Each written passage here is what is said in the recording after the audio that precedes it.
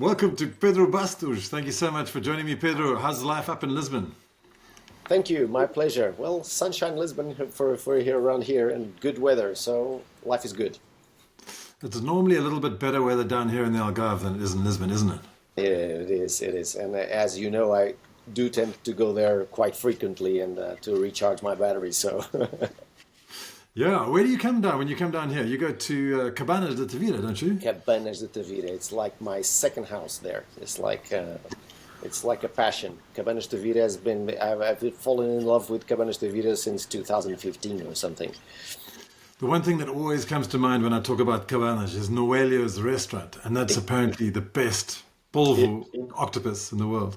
it is so a tad on the expensive side, but still, it's a very good food. Very good. Well, like everything in the Algarve. But Exactly. anyway, so talking about expenses, you're a banker, right? Or you have a banking background. So why do you have a YouTube channel about cars? What is the link between the two? Yeah, so that was a question that my many of the board members of the banks I used to work for asked me. So what are you here? What are you doing here? I spent the last I spent 29 years of my life working in banking, mostly equity trading and brokerage. But I always craved an immense passion for cars since I was a little kid. And suddenly in 2012 or something around that, when I turned 40, I decided to start writing about my cars and my histories about cars because I had more than 30 or 40 different cars along my life. And from the writing to the camera was just the next step. And I decided to start playing on YouTube. I was not exactly the blue-haired kid to play on YouTube. I was the weird guy. Who's this guy? This daddy? Why did he dye his hair white as well? Exactly. It's silver. And so I decided to produce content about cars, and guess what? It came out to be a success. And brands here in Portugal decided to lend me their cars on a weekly basis. So I had plenty to be occupied with, and produced a lot of media content for more than 10 years, generating millions of views in YouTube and a couple of dozen thousand subscribers. Yeah, because you got what? How many now? What's it? How many subscribers do you have now? In YouTube, reaching 50,000, which for Portugal is pretty decent. For anywhere, it's decent too. Exactly, it's pretty decent. But if you gather sum up Facebook, Instagram, and stuff, it's more than 100,000 followers already. So it's quite a community for an old guy like Congratulations, me. Thank you that's very much. amazing. That's amazing. But now let's go back to the early days. So where did you grow up? Obviously Portugal, but where about in Portugal did you grow up? Well, I was my parents lived in Sintra, which is part of region close to Lisbon and close to Cascais as well. Most foreign guys can come to Lisbon, go to Cascais, and they know Sintra as well. So I lived in a small village called Queluz, where I grew up till I was about 22 years old, where I did all my my teaching and also school, cycling, sports. I played basketball for the regional team. It was, although I'm quite a short guy, but I did play basketball because I was pretty fast. Yeah. But it was those were the days. Yeah, Awesome. I mean, that's a beautiful part. I think, yeah, Sintra is also very touristy with all the castles and things. it is. It But is. and how do you think the tourism has impacted Portugal, and how has Portugal changed generally since your youth? Well, basically, Portugal became one of those tourist destinations for the past, I would say, 10 years. So no one knew about even Spain, which is right next to us. Most Spanish people didn't know where was Lisbon was, and all of a sudden we were this spotlight over for the whole world, and we became one of those special and ultra fashion cities to visit. We have received millions and millions of tourists every year. Lisbon is crowded with tourists. Sometimes I go to the Lisbon center on a Sunday afternoon, and I can't listen to anyone speaking Portuguese. It's this important.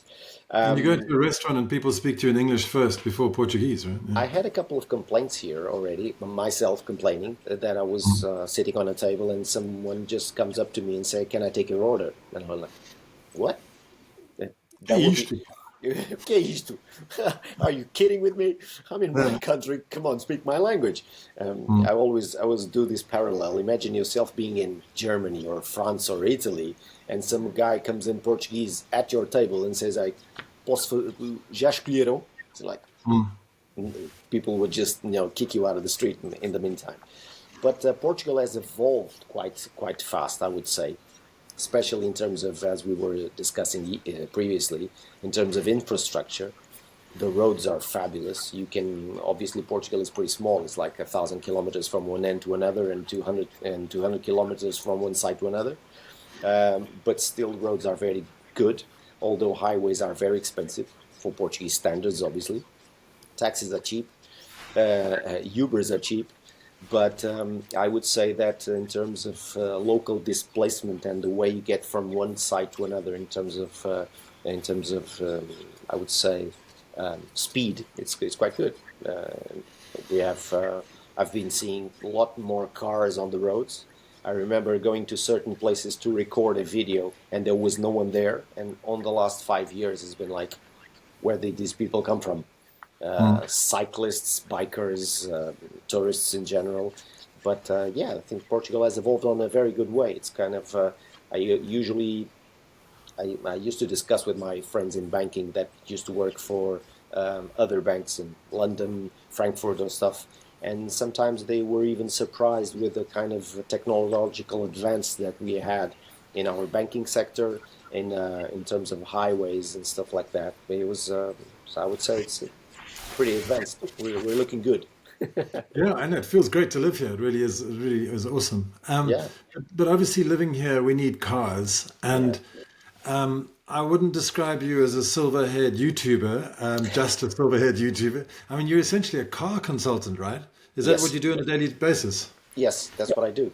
I founded my company. It's a car consulting company. I wouldn't see myself as a typical salesman with 20 cars up front and living in a container and welcoming my clients like that. So I decided to develop an office building with a garage underneath with a private showroom. So my cars are not for show in the middle of the street because my clients come from the internet. So I decided to have my cars well parked, well cleaned and ready to be shown. But I also, apart from the sales part, director, I do also lots of imports or direct orders that clients come up to me. I need to import this car, so I deal with the whole process from A to Z.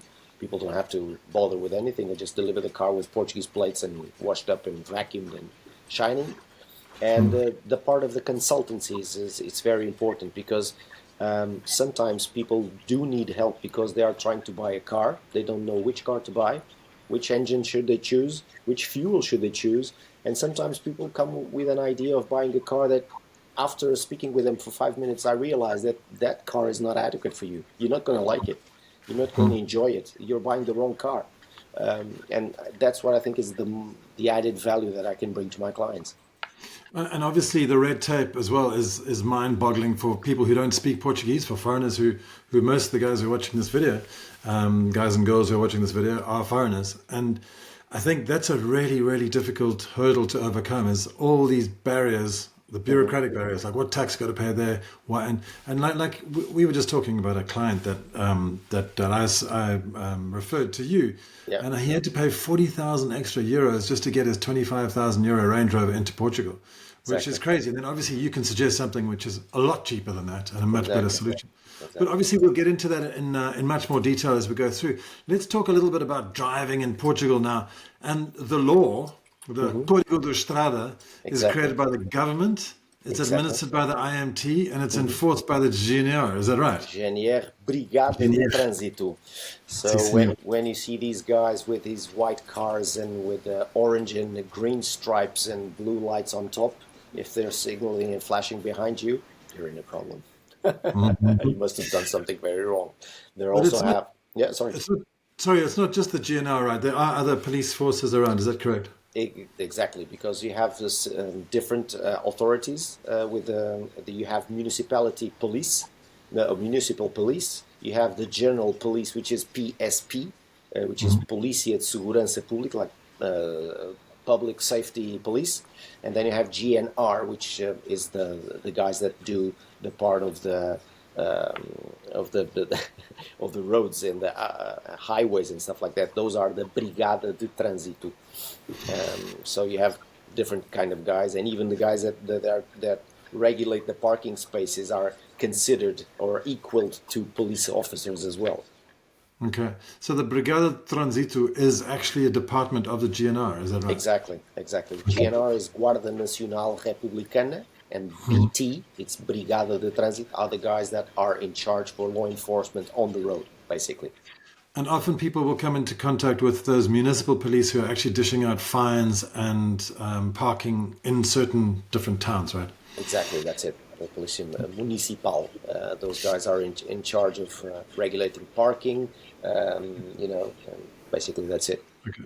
So the Código de Estrada, or the whatever you call it in English, the road code. I don't know what you call it. The road code. Yeah, it's been around since 1965 or something. So it's. Okay. And just for you guys out there who don't know, we drive on the right-hand side here. The general speed limit is 50 kilometers an hour in urban areas, 120 kilometers per hour on highways. Exactly. We have tolls commonly operated by a Via Verde, which is quite magical. You can get a transponder and it whacks cash straight out of your account the minute you drive through. It's fantastic. Yeah. And I've detailed many more points on algarveaddicts.com/driving. But Pedro, what do you think are the most important points for foreigners to note when driving in Portugal? Well, first of all, we have roundabouts every 20 meters. Roundabouts that you have to take on always on your left side. So unless you're exiting on the first exit, you can enter the roundabout on your right side. But as a main principle, always approach the roundabout for your left side. You have to go on the inner circle of the roundabout until the moment you have to exit, and then you have to signal as well and leave. Because, for instance, in Spain it's exactly the other way around, and you have no priority getting in the roundabout here, but in Spain you do have priority when you're coming in a roundabout, for instance. Wow. Here is like people are a bit hectic driving, to be honest.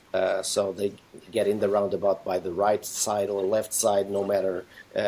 They tend to do the roundabout on the outside circle, which is so dangerous because there's many, many accidents on roundabouts every single day. And especially because you have so many roundabouts, there are so many accidents as well. And especially when there's like 5 lanes in a roundabout, like Marquês de Pombal or something like that. And even on smaller roundabouts, they always have at least 2 lanes, and there's always room for trouble. Basically, that's it. The other thing I would like to point out is that Portuguese drivers tend to be a bit aggressive. Aggressive in terms of the way they drive. They drive always above the limits, the speed limits. They tend to do tailgating quite often. So if you have a guy like you can't even see his headlights when you look in the rear view mirror, you better step aside, just let him go. And normally he's doing that on an 80 horsepower car, no matter if you're driving a Porsche 911. He'll still be tailgating you like, get out of the way because I'm faster than you. They don't tend to signal quite often as well. Especially, nothing against BMW drivers, but especially people with BMWs and Mercedes here tend to have an allergy to that left stalker. Because I mean, it's a lot of effort to actually push the lever. I've made so many videos about that. Like it's stock equipment on the car. Please use it. So what about documentation to be held in your car? I mean, that's always a big thing. I think obviously when you're renting a car, it's all taken care of. You just need your international driver's license. But when you own a car, you need to have quite a lot of documentation, and it's changing at the moment, isn't it? You don't need insurance or something. Have you? Well, you have to take on your car always the insurance document, insurance proof that the car is insured. No car can be left on the street, even parked, if it doesn't have an insurance. So the car has to be insured. You have to have the car registration document, which now is like a plastic card looking like a bank card. And you have to have, obviously, your driver's license with you. And also, if the car is over 4 years old, the inspection document. The car has to go to a regular inspection, the legal inspection, just for the authorities to know that the car is in condition to use the motorways and the road in general. And that's basically it. What has been changing over the last years is the number of stickers you have to put on your windshield. Basically, you had to the inspection document had a small sticker that you had to stick on the windscreen, the insurance as well, if you have an electric car also. And over the years, that obligation has been, discarded. So now you don't have to put anything on your windshield. You just have to have the documents with you. So if the police stops you, they will say like car's documents and your documents as well. So you have to hand them over your citizenship card if you have one, driver's license, car's registration, inspection if it is for more than 4 years old, and the insurance proof. That's everything you have to have in a small briefcase in your glove box, and that's it. Yeah, it's about 5 documents, isn't it? It is. Or cards. Even if you have a driver's license and if you don't have it in that moment, you have 2 weeks to present it later, but you will be fined anyway. Okay, because you're not carrying the driver's license with you in that moment. But there's a new app that just came out literally last week, I think. Yeah. That you can actually upload all your stuff to it. All your stuff on your phone. You don't need the physical documents. It's a gov.pt something. So it's a legal it's an app developed by the Portuguese state. And basically with your identification done by your citizenship card, it recognizes everything that's under your name. So if you have more than one car, all documents will be there as well. I just got it on my phone now. It's called id.gov.pt. id.gov.pt. To be honest, I couldn't figure it out, so I'm still trying. That makes 2. Join the club. So get someone to help you figure it out and you'll be fine. Yeah. Exactly. And then the use of foreign driver's licenses in Portugal. So recently, I was under the impression that if you're under 60, you could use your own country's driver's license while you're driving in Portugal. But if you're over 60, you need to swap out your country driver's license for a Portuguese one within 6 months of arriving in the country.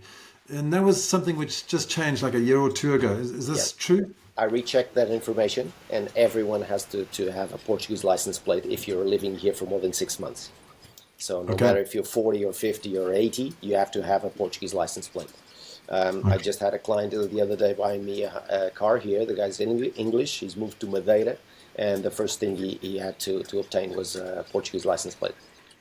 And that's pretty scary for a lot of people because you actually have to hand in your American driver's license or your British driver's license, and then you can no longer have to. Exactly. I had an American friend that held his American driver's license for many, many years, and that was the one he presented every time he was caught speeding or stuff like that.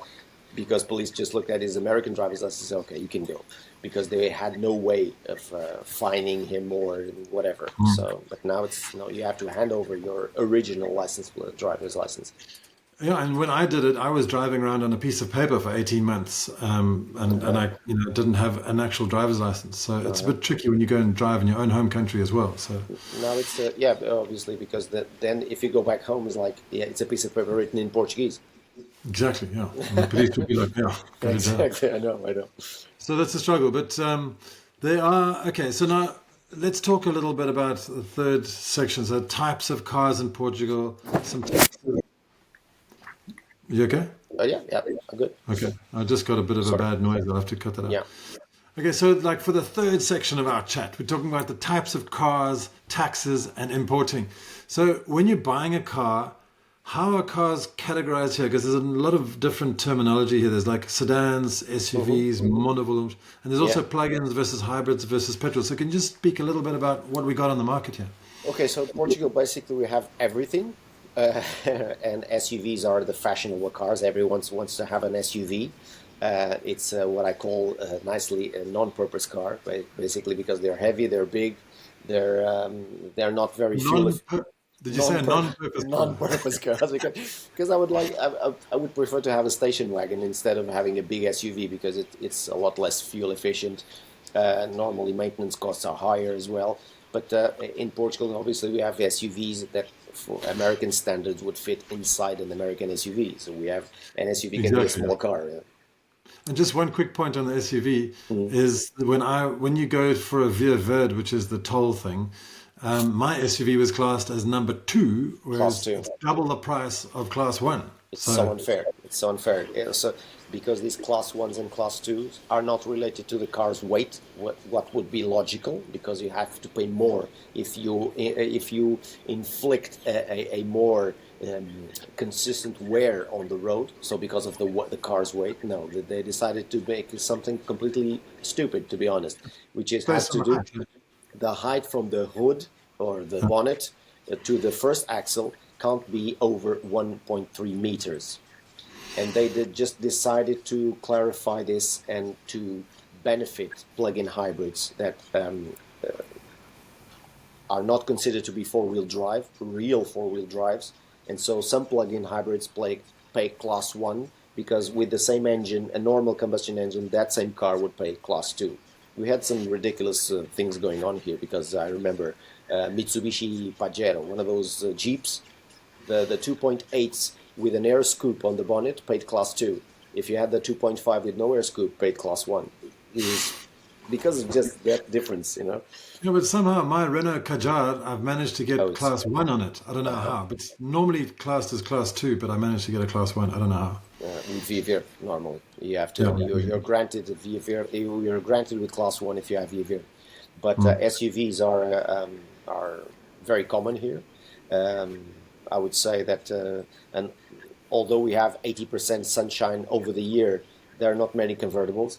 And the people that use convertibles use it on the wrong period of the day, which is between noon and 6 o'clock with the roof down. But sedans and, yes, all sorts of station wagons, but basically it's an European market. We have the same cars that you have all over Europe, basically. Yeah, and it's quite different when you're coming from the US because you've got completely different brands in Europe, so Yeah. and also different sizes. So I think the rule is if you're coming from the USA, don't bring your Ford F-150 because it won't fit into Portugal. It won't. It won't. You'll be in such a mess because those cars are huge. Even parking spaces in Portugal are not made for those kind of cars. Even if you have a big Range Rover or a normal Range Rover, you'll be in a mess. I remember a client of mine was consigning me with a BMW X6, and I took the car to this Corte Inglés parking space, which is you go down this carousel to go to the park. With an X6, it was like, oh my God, I'm going to hit everything. So imagine an American person tries to bring a GMC Suburban over here. It's like, it's going to be considered as a truck. And when I mean a truck, it's like a heavy-duty truck for Portuguese standards. So, and for most American brands, you end up having another problem, is that you have no way of maintaining those cars here because those brands were never sold in Portugal. Most of them never sold in Europe. And if the car breaks down or something like that, you'll be left alone, basically, with no parts, no one to fiddle around with the car, which is a big mess. So in a nutshell, do you think it's worth it to import a car from the USA, Canada, or South Africa? And from South Africa, not at all, because it's a right-hand drive car. From the US or Canada, unless you're moving here for good, if it's a residency change for good, and you are tax exempt to legalize your car in Portugal. Otherwise, don't even think about it, because the costs are so high. Because if you're bringing a 20-year-old Corvette here, it will pay the same tax as if the car was brand new, which is 3 times more than what the car is worth now. So you'd pay if it was for example, if it was $100,000 car, you would be paying $100,000 in tax. In taxes, more or less, yeah, because you also pay custom fees. You have to pay VAT over the custom fees and over the car tax. So it's not. You don't pay. You pay tax over tax over tax. It's horrendous. As we were chatting earlier, that client of yours with a Range Rover, the car was worth 25,000 euros, and just to legalize it here in Portugal, the total cost to obtain Portuguese license plate was 41,000 euros. Crazy. Doesn't make any sense. So don't import a car, rather buy one here. You can import a car in Europe. People, and I do import many cars to Portuguese people. The condition number one is that it has to come from a European community country, because then it will have a discount on the car tax and will be VAT exempt. So many times it will become cheaper than buying a second-hand car here. So import, okay, from the European Union. And the reason we'd do that, because cars are obviously much cheaper coming from the rest of Europe. And so my other question was, are cars more expensive here than in other countries? Because I've seen various sort of points that they're not actually that expensive here, but I feel that they really are expensive. They become expensive because of the tax that they pay here. I give you an example, just to our neighbors in Spain. Any car in Spain is like 30% cheaper than in Portugal, especially when engines are over 2,000 centimeters, to 2.0 or bigger. The difference becomes even bigger as well. If you have like a 4-liter V8 AMG in Spain, costs 35-40% less than in Portugal. But if you want to bring it from Spain to Portugal, you have to pay the tax in Portugal, so it end up being the same. What But happens in many, many cases, in the cars that I import for my clients, 99% of them come from Germany. The offer is gigantic, and you still have, you benefit from the discount that the Portuguese state gives you when you import a car from the European countries. And so sometimes you even get the opportunity to buy a car that you cannot find here. You go out abroad to get it, and it will end up being cheaper. okay.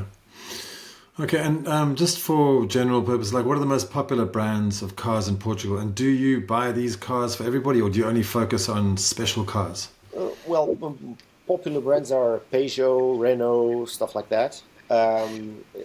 Those cars normally in Portugal have small engines. When I see small engines like 1.2, 1.3, 1.4 max in terms of engine size, those cars doesn't compensate to go outside to get a car and bring it over. The difference is so scarce that, and the offer here is plenty.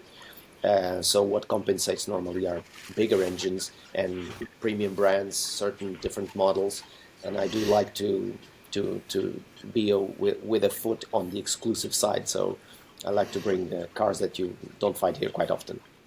Exciting stuff like Porsches and. Yeah, cars would be V10s and stuff like that. But like, and if I phoned you up and said, Pedro, please, can you get me a Peugeot 208?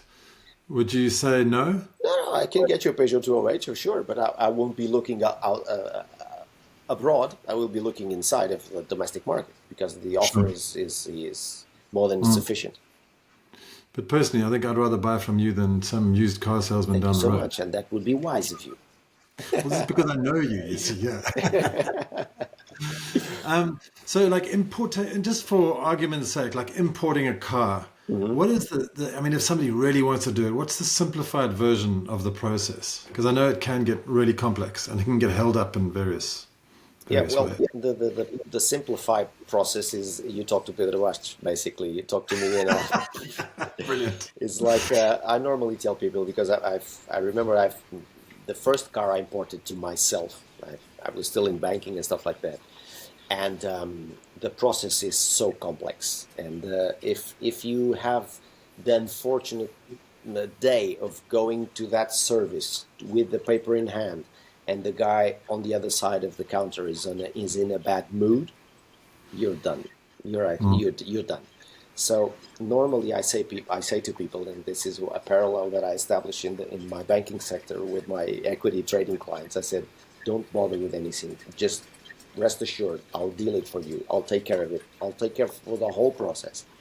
So when a client comes up to me, basically the first thing is to pick. We choose the car. Either he has a very good idea, or I can let him know about 2 or 3 different options.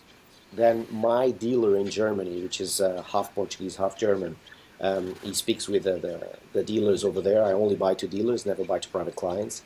Uh, Before the client even pays the car or chooses the car, there's a contract to be signed. So German guys are like Portuguese guys with houses. You really have to sign a document in order before paying for the car, where Hmm. in those documents you have all the details about the car. If the car has a door painted, if the car has its maintenance done, how many millimeters has the tire wear. So they are very, very specific and they are very, very honest. So I do provide those contracts. People pay the car there. I take care of the transportation as well. When the car arrives here, I'll do the inspection, the paperwork and stuff like that. I just call my client in the end saying, your car is ready, take care of the insurance and pick it up. And that's it. Amazing. It'd be lovely to have that kind of service. I would like it myself. Okay, whenever. Feel free. So, well, that's brilliant. Thanks so much. I think that gives us an overview of like some of the real issues in cars because it's obviously a massive subject. There are lots of laws and different variations. There's just one quick thing I wanted to go back on that we didn't talk about was Is it? I know that if you own a car in a foreign country for Hmm. 6 months before you move here, and you're proven to be resident of that foreign country for Yes, 6 months before, you can import it without any tax. Correct? it's the correct and add on permanent moving to Portugal, permanently moving. How do Okay, they classify permanently moving? So, like with they a have to specific bring reason. documents stating that they are leaving their country. Okay. The local authorities have to know that Mr. X and Mrs. Y are moving to Portugal for good, and they will leave their residence in the UK or France or Belgium or whatever, and they're moving to live for good in Portugal, and they will become taxpayers in Portugal. As from that moment, if the car has been in their property for more than 6 months, they can bring it over to Portugal, up to two cars, and they'll be tax exempt. Is it up to 2 cars for a family or 1 car per person? For it's two cars for family. Okay, cool. All right, because I mean that's obviously a really good way to bring your own car over. So, for Exactly. example, our guy with a Range Rover might not have to pay that 40,000 euros at all. If he was moving permanently to Portugal, no, he wouldn't pay. But then he will be faced with another problem, which is he would have a right-hand drive car, and to drive a right-hand drive car in Portugal is like shoot yourself in the foot because it's overtakings is impossible. Getting into shopping malls with ticket machines and stuff like that also be impossible. Some tolls without Via you just have to reach out for the passenger seat, and it's can be quite a problem. Because I was driving in my cousin's car the other day, and he's got a right-hand drive car Oh from the God. UK. And I said to him, "What's this thing here?" Because I was sitting in the left-hand side, which felt really weird. He said, "What's this thing?" He said, "No, that's my selfie stick." I said, "Well, why do you take selfies of yourself when you're driving?" He said, "No, Oh, no, so I can press the button to get the on the parking to get the ticket, yeah, without having to get out." so imagine So yeah, can be quite see, hectic. Yeah, ways around it. Yeah, brilliant. exactly. But now, I'm curious because what about your YouTube channel? Because I love watching your YouTube channel. You drive some amazing cars, and Yeah. obviously it's all in Portuguese, so you need to have the subtitles on or something. But what upcoming videos are you most excited about for your channel? Well, first of all, I have many videos subtitled in English, which I translated myself, especially on those special machines like Aston Martins and really fast Alfa Romeos and Porsche and stuff like that. So I subtitled the videos myself. But I'm doing more these sorts of videos with my own cars that I have to sell. So I promote my cars through the videos, and they have been quite a selling machine, to be honest. Yeah.